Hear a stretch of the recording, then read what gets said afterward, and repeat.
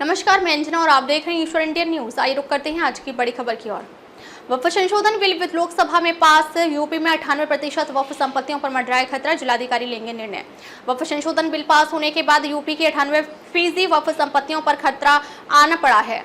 इतनी वक्फ संपत्तियां अभी तक राजस्व रिकॉर्ड में दर्ज नहीं है। इन मामलों में अब वक्फ बोर्ड नहीं बल्कि संबंधित जिलाधिकारी निर्णय लेने के लिए अधिकृत होंगे। वहीं वक्फ बोर्ड जिन 57,792 सरकारी संपत्तियों पर अपना दावा कर रहे हैं, ये संपत्तियां भी अब उनके अधिकार क्षेत्र से बाहर होंगी। उत्तर प्रदेश में आजादी के बाद से ही वक्फ संपत्तियों के नाम पर बड़ा खेल हुआ है। यूपी के अल्पसंख्यक कल्याण विभाग की एक गोपनीय रिपोर्ट के मुताबिक सार्वजनिक उपयोग की जमीनें भी वक्फ बोर्डों ने अपने यहाँ वक्फ के रूप में दर्ज कर ली हैं।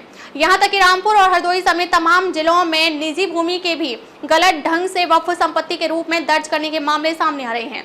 अब इन विवादों की सुनवाई जिलाधिकारी करेंगे और फसली वर्ष 1359 यानी कि 1992 के राजस्व रिकॉर्ड के आधार पर फैसला देंगे।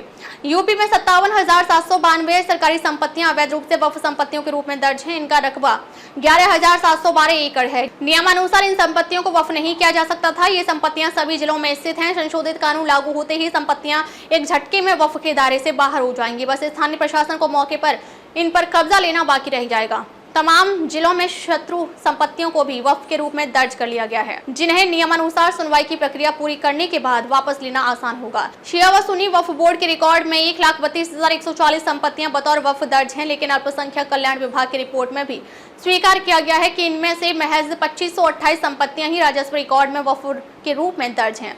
संशोधित कानून आने के बाद शेष संपत्तियों को राजस्व रिकॉर्ड में दर्ज कराना आसान नहीं होगा, क्योंकि इसके लिए पड़ताल की लंबी कानूनी प्रक्रिया पूरी करनी पड़ेगी। अब तक के लिए बस इतना ही। फिर मिलते हैं एक ऐसी ही बड़ी खबर के साथ। अब तक के लिए नमस्कार और देखते रहिए ईश्वर इंडियन न्यूज।